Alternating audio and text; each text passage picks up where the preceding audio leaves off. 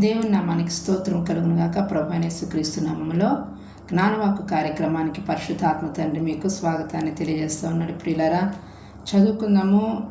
సామెతల గ్రంథం 1వ అధ్యాయము ఆఖరి వచనం 33వ వచనం. నా ఉపదేశమును అంగీకరించి వాడు సురక్షితముగా నివసించును, వాడు కీడు వచ్చునన్న భయము లేక నెమ్మదిగా నుండును. చిన్న ప్రార్థన చేసుకున్నాం. పరిశుద్ధాత్మ తండ్రి మీకు వందనాలు, స్తోత్రాలు. ప్రభువా, 1వ తేదీ నా తండ్రి, మరి ప్రభా మీరు ఇచ్చినటువంటి వాగ్దానాన్ని బట్టి మీకు వందనాలు, స్తోత్రాలు చెల్లిస్తూ ఉన్నాం.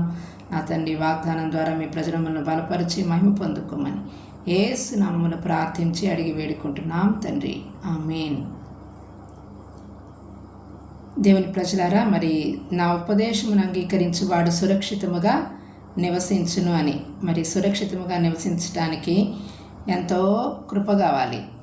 ఎందుకంటే భూమి మీద ఎక్కడ చూసినా కూడా మరి సేఫ్టీ అనేది లేదు.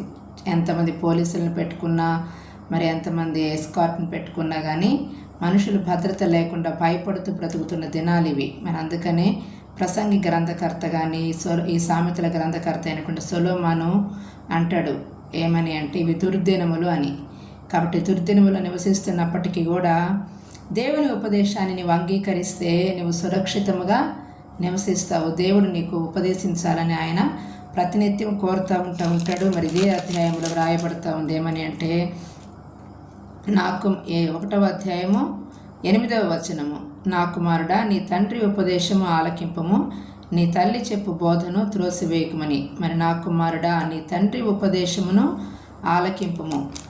తండ్రి చెప్పే ఉపదేశాన్ని ఆలకిస్తే మనం ఎలా ఉంటామంటే సురక్షితముగా నివసిస్తాం. మరి పెద్దవాళ్ళు పిల్లల్ని బయటికి వెళ్ళేప్పుడు అంటారు, అమ్మ ఎండలో తిరగవాకండి అని.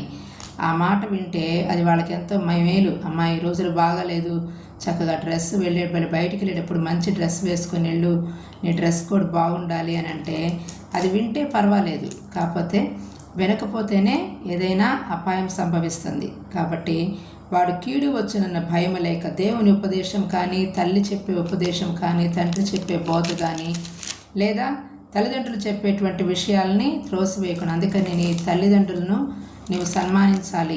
సన్మానించడం అంటే రోజు పూలదండలు ఏమని కాదు, వాళ్ళు చెప్పే మాట వింటమే.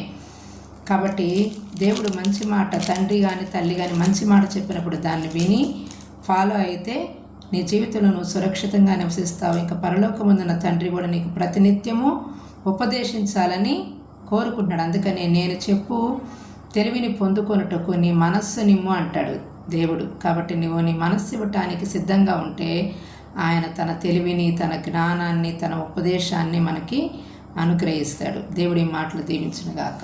ఆమేన్.